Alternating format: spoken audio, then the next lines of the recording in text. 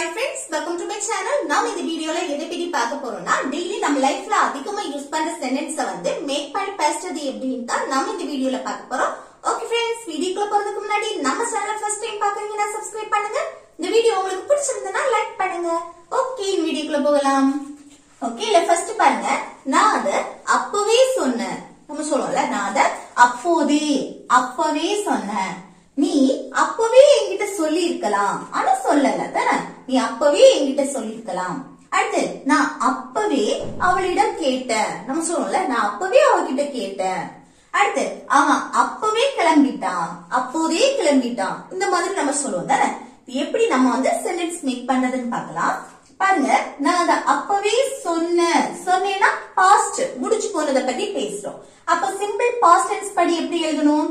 இப்ப அப்பவே அது அப்படியே இருக்கட்டும், அது வந்து நம்ம லாஸ்ட் எழுதலாம். சரியா? அதை தவிர்த்து நான் அத சொன்னேன் அப்படின்னா எப்படி சொல்லலாம் பாருங்க. ஃபர்ஸ்ட் சப்ஜெக்ட் நான், ஐ.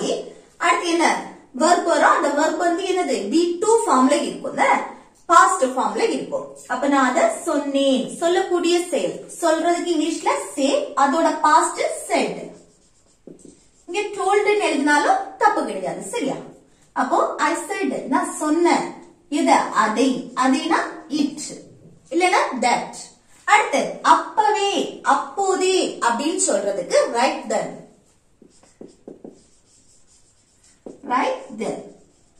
ஓகே, அப்போ நான் அத அப்பவே சொன்னேன் அப்படின்னா I said it right then. Okay, next, நீ அப்பவே என்கிட்ட சொல்லி இருக்கலாம். நம்ம சொல்லுவோம்ல, நீ அப்பவே என்கிட்ட சொல்லி இருக்கலாம், ஆனா சொல்லாம விட்டுட்ட. அப்போ நம்ம பாஸ்ட்ல நம்ம ஒரு விஷயத்த பண்ணல, ஆனா அதை நினைச்சு நம்ம இப்போ சொல்றது. ஓகே, நீ அப்பவே என்கிட்ட சொல்லி இருக்கலாம், ஆனா என்ன சொல்லல, பாஸ்ட்ல சொல்லல. ஓகே, அதை நினைச்சு நம்ம இப்ப சொல்றது. அப்ப நீ அப்பவே என்கிட்ட சொல்லி இருக்கலாம்னு சொல்லும் போது அந்த இதுக்கு நம்ம வந்து should have யூஸ் பண்ணுவோம். should have. ஓகே, அதுக்கு முன்னாடி வர வேண்டியது சப்ஜெக்ட். Neena you.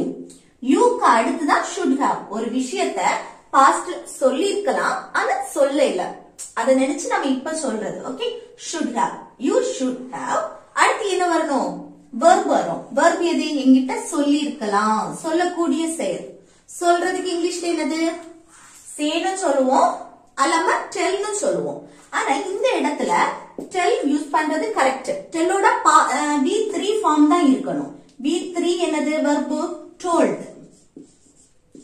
told இருக்கிறது நல்லது. ஏன்னா இப்போ சொல்றோம், யார்கிட்ட சொல்றோம்னு மென்ஷன் பண்றோம் பாருங்க, என்கிட்ட, மீ. ஓகே, அப்ப அதுக்கு அடுத்த ஆப்ஜெக்ட் வருது, யார்கிட்ட நம்ம சொல்றோம். அப்ப அவங்கள மென்ஷன் பண்றதுக்கு முன்னாடி நம்ம வந்து சேய விட டெல் யூஸ் பண்றது பெஸ்டா இருக்கும். சரியா? அப்ப இந்த இடத்துல நம்ம டோல்டு இருக்கட்டும். சரி, டோல்ட் மீ.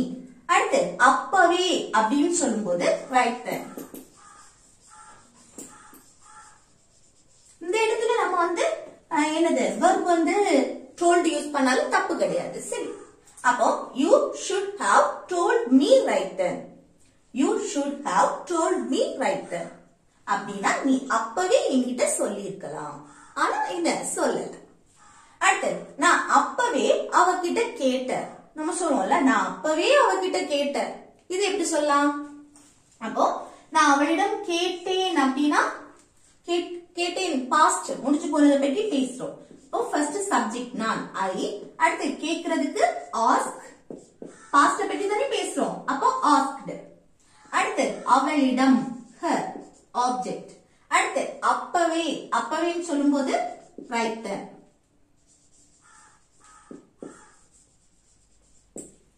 ஓகே, அப்போ நான் அப்பவே அவகிட்ட கேட்டேன் அப்படின்னு சொல்றதுக்கு எப்படி சொல்லலாம்? I asked her right then.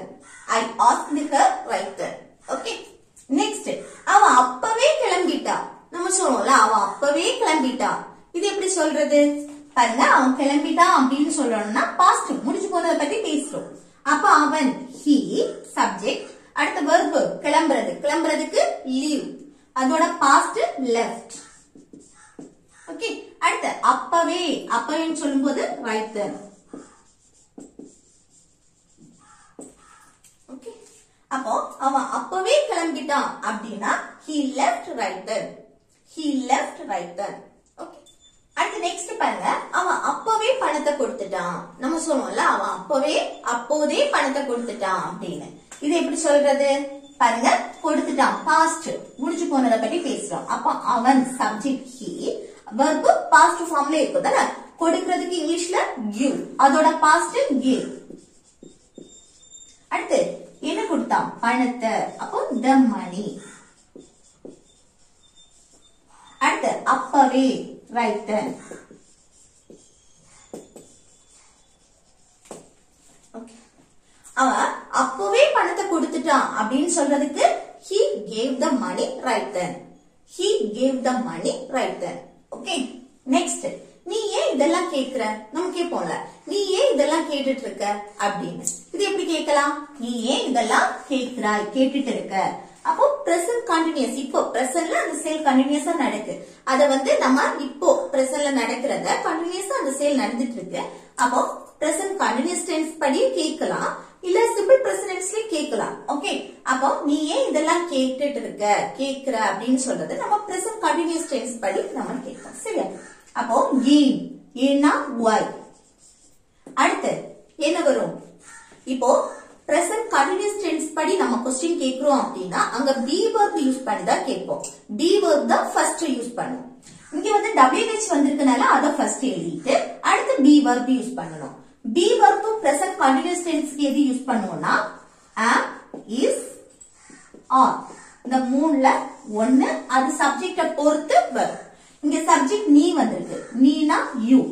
you வந்தா இங்க are வந்து யூஸ் பண்ணி क्वेश्चन கேட்கணும். ஓகே. இப்போ why are you, அடுத்து என்ன வரணும், verb வரும்.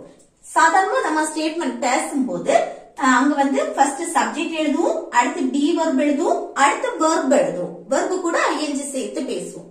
क्वेश्चन கேக்குற நேரத்துல அங்க wh வந்துனா அத ஃபர்ஸ்ட் எழுதணும். இல்லைன்னு சொன்னா the be verb தான் ஃபர்ஸ்ட் நம்ம போடுவோம். எப்போ present continuous tense படி क्वेश्चन கேட்கும்போது. அப்போ be verb போட்டாச்சு, அடுத்து சப்ஜெக்ட், அடுத்துதான் verb, verb கூட ing சேர்த்து பேசுவோம். இங்க verb எது, கேக்குறா, இதெல்லாம் கேக்குற, கேட்டுட்டு இருக்கக்கூடிய செயல். அப்போ ask கூட ing சேர்த்து பேசுவோம், asking. ஓகே. அடுத்து இதெல்லாம் அப்படின்னா, இதெல்லாம் சொன்னா all this. all this அப்படின்னா இதெல்லாம். அப்போ நீ ஏன் இதெல்லாம் கேட்டுட்டு இருக்க அப்படின்னா why are you asking all this? Why are you asking all this? Okay. Next, தண்ணி தீந்து போச்சு. நம்ம சொல்லுவோம்ல, தண்ணி தீந்து போயிட்டு அப்படின்னு. தண்ணி தீந்து போயிட்டு அப்படின்னு சொல்லும்போது the water ran out. Okay. The water ran out அப்படின்னா தண்ணி தீந்து போச்சு அப்படின்னு அர்த்தம். Next, நான் பார்க்கும்போது அது அங்க இருந்துச்சு. நம்ம சொல்லுவோம்ல, நான் பார்க்கும்போது அது அங்க இருந்துச்சு அப்படின்னு. அது எப்படி சொல்லலாம் பாருங்க, நான் பார்க்கும்போது அது ஒரு செட், அது அங்க இருந்துச்சு அடுத்த செட்.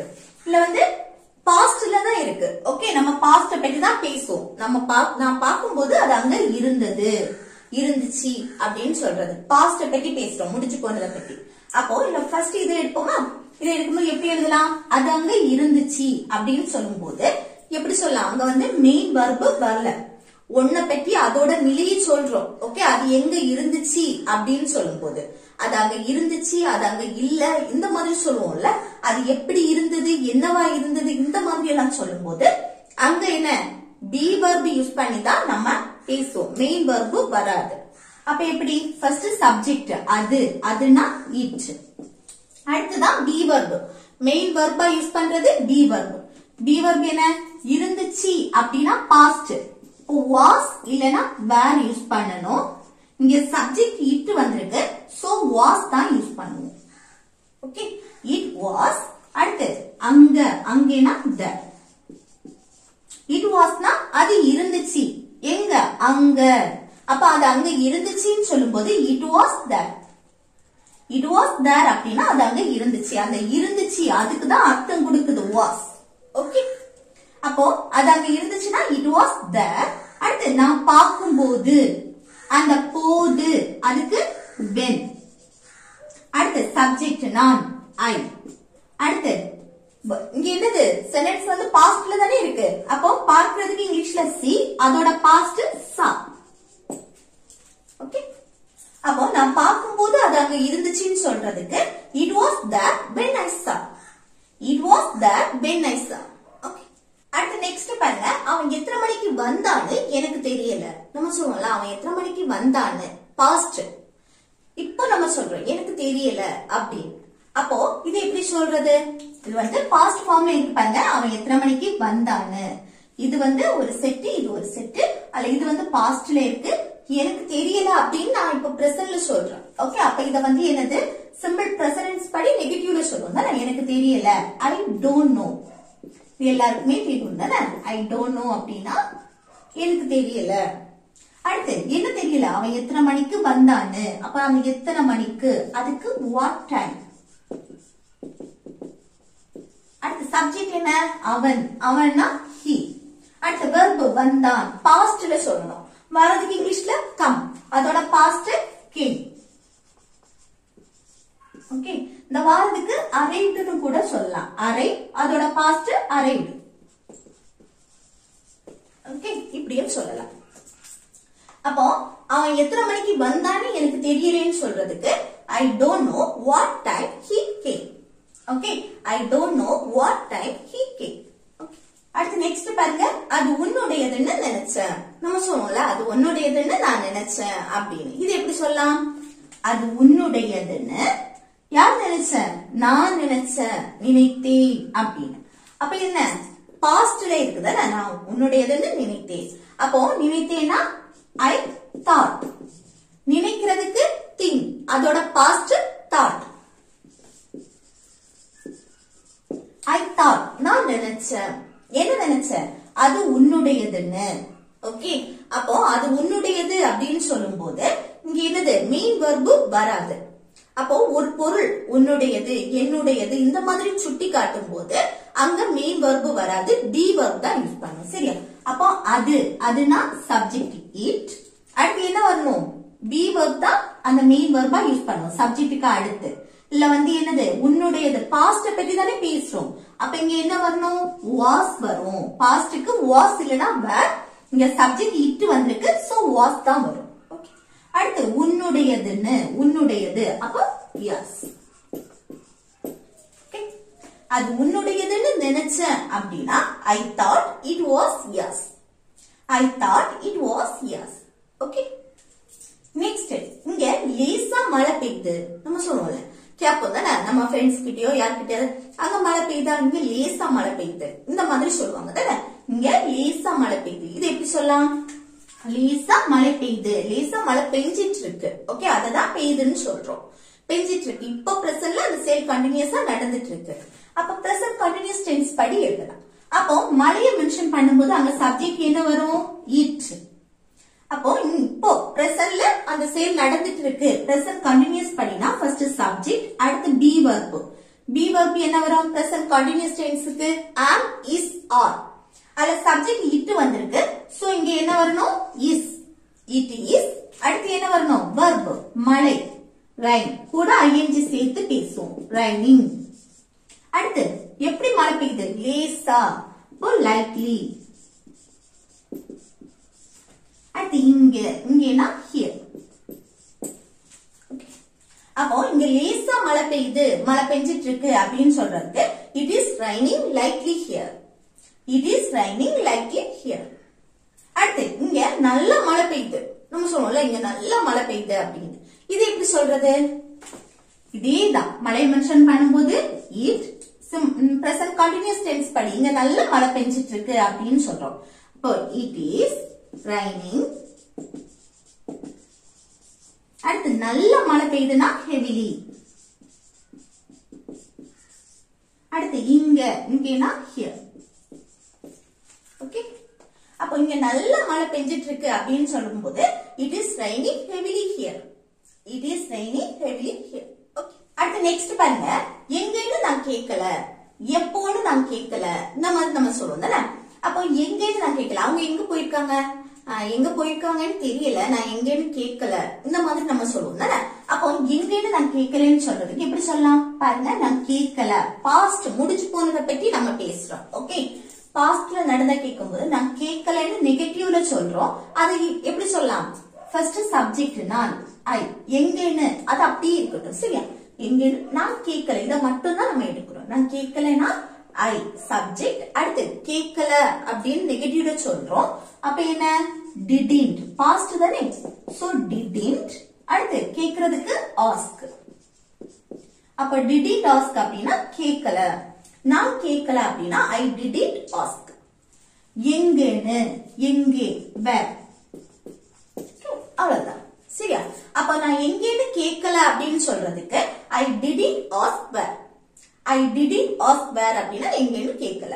அடுத்து எப்போன்னு நான் கேட்கல, எப்போன்னு நான் கேட்கல. ஏதாவது ஒரு வெளியே போகணும் அப்படின்னு ஏதாவது சொல்லும் போது எப்ப போகணும்னு அவ சொன்னாளா அப்படின்னு கேட்டா எப்போன்னு நான் கேட்கல அப்படின்னு சொல்லணும். அல்லாம எப்போ வருவாங்க, வெளியில போயிட்டு அவங்க எப்போ வருவாங்கன்னு கேட்கும் போது எப்போன்னு நான் கேட்கல, இந்த மாதிரி எல்லாம் சொல்லுவோம் தானே. அப்போ எப்போன்னு நான் கேட்கலன்னு சொல்லும் போது நான் கேட்கல, அது எப்படி சொல்றது? I didn't ask. I didn't ask அப்படின்னா நான் கேட்கல. எப்போன்னு, எப்போ, when. ஓகே, அடுத்து நம்ம சொல்லுவோம்ல என்னன்னு நான் கேட்கல, என்ன நடந்தது, என்னன்னு நான் கேட்கல. அப்ப எப்படி சொல்றது? I didn't ask என்னது, என்ன, what. Okay, I didn't ask what. இந்த மாதிரி நம்ம சொல்றோம் தானே. அடுத்து அவன் எத்தனை மணிக்கு வருவான்னு எனக்கு தெரியல. இங்க பாருங்க, அவன் எத்தனை மணிக்கு வருவான்னு ஃபியூச்சரை மெயின் பண்ணி நம்ம சொல்றோம். அவன் எத்தனை மணிக்கு வருவான்னு எனக்கு தெரியல. இது எப்படி சொல்றது? எனக்கு தெரியல, அது பிரசன்ட்ல நம்ம இப்ப சொல்றது. இதுதான் ஃபியூச்சர் ஃபார்ம்ல இருக்கு. அவன் எத்தனை மணிக்கு வருவான்னு இதை எப்படி சொல்லான்னு கமெண்ட் பாக்ஸ்ல கமெண்ட் பண்ணுங்க. ஓகே ஃப்ரெண்ட்ஸ், இந்த வீடியோ உங்களுக்கு யூஸ்ஃபுல்லா இருக்கும்னு நினைக்கிறேன். யூஸ்ஃபுல்லா இருந்துச்சுன்னா இந்த வீடியோக்கு லைக் பண்ணுங்க, உங்க ஃப்ரெண்ட்ஸ்க்கு ஷேர் பண்ணுங்க.